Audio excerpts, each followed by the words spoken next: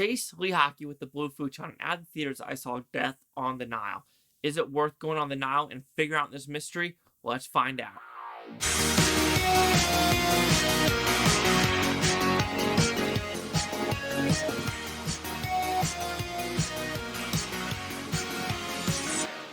So with this, I just watched Murder on the Orient Express, so I have both of them back to back in my mind of which one is better. We'll say this way: Death on the Nile opens up very differently, has more body counts, more twists and turns.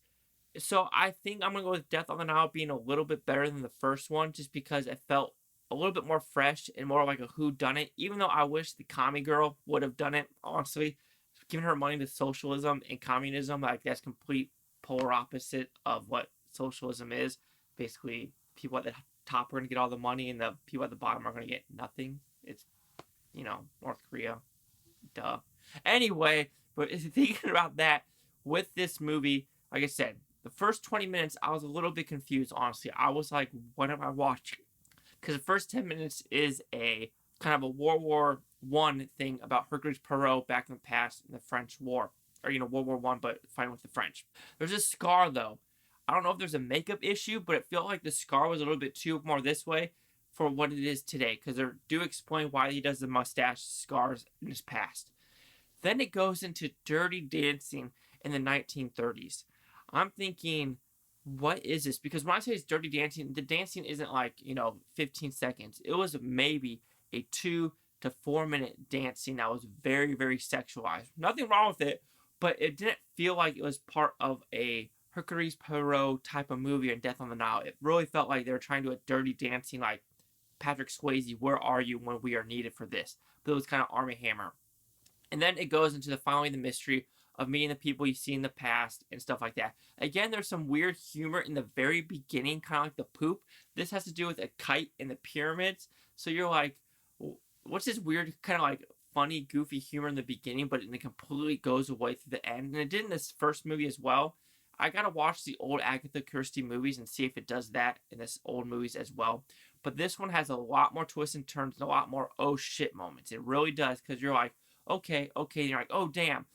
But thinking about this, Murder on the Orient Express, it does have the same tropes, like I said. Like, we know someone has a 22 caliber gun, and a 45. When the 45 is on the ground, you know for a fact, okay, that's placed there to think that this person did it. Okay, someone got killed with a scapula, and we know for a fact someone's a doctor, so you know for a fact it's not going to be him at the very end. So you can already take like 2 or 3 characters of like, know for a fact that are not going to be the killers. So there is that. But then with the final ending, I was like, okay, because I think I knew who it was, and I was correct. Let's put it that way. And I was like, okay, I can see it going that way. And I wasn't kind of shocked with the ending. I truly wasn't. I could see people be like, oh, I didn't see that coming. But it's like, you kind of see it coming from the beginning, almost like Knives Out. At least with Murder on the Orient Express, it was a lot more methodical, and you're like, that's kind of a neat twist. This one, like I said, I kind of saw coming, kind of like with Knives Out. Knives Out, if you just pay attention to the dialogue, you could figure it out in the first 15 minutes. Same with this one. Not even by dialogue, just by intentions and people's attitudes of like, yeah, you're a little bit crazy. And also, the movie does look absolutely gorgeous with cinematography, even though there are some really weird CGI green screen shots where you're like, that looks gorgeous. Then all of a sudden it's like, that does not look good at all. That's complete green screen. This one isn't. So you have some little nitpicks like there, like the whole pyramid scene. Even though like in Transformers 2, he was allowed to go in the pyramids, apparently he was not given the privilege to get on pyramids for Death on the Nile. So overall, it's written well, it's directed well, just like Murder on the Orient Express.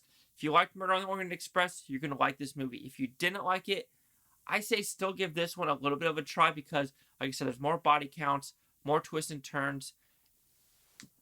But, yeah, maybe you're not going to like it more I think about it. But Death on the Nile will receive a 3.5 out of 5 blue futons. He goes at 70%. To me, it's the same type of movie, or Murder on the Orient Express. I'll probably buy it on 4K.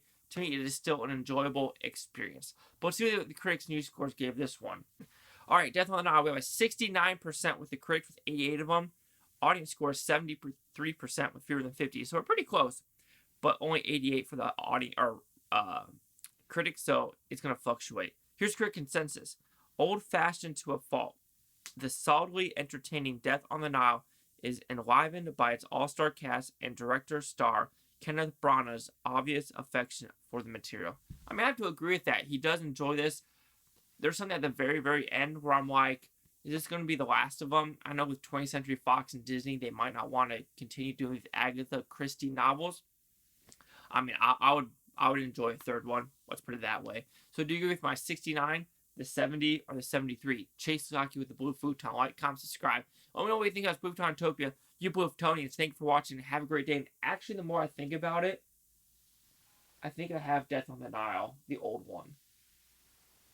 Yeah, right here. I do have it. So I have this one. So I do not have Murder on the Orient Express. Who's in this one? Anyone that you guys would know? Maggie Smith, George Kennedy, Mia Farrow. So yeah, there's a couple people on it. This one's rated PG. So interesting. Maybe I have to give this one a try.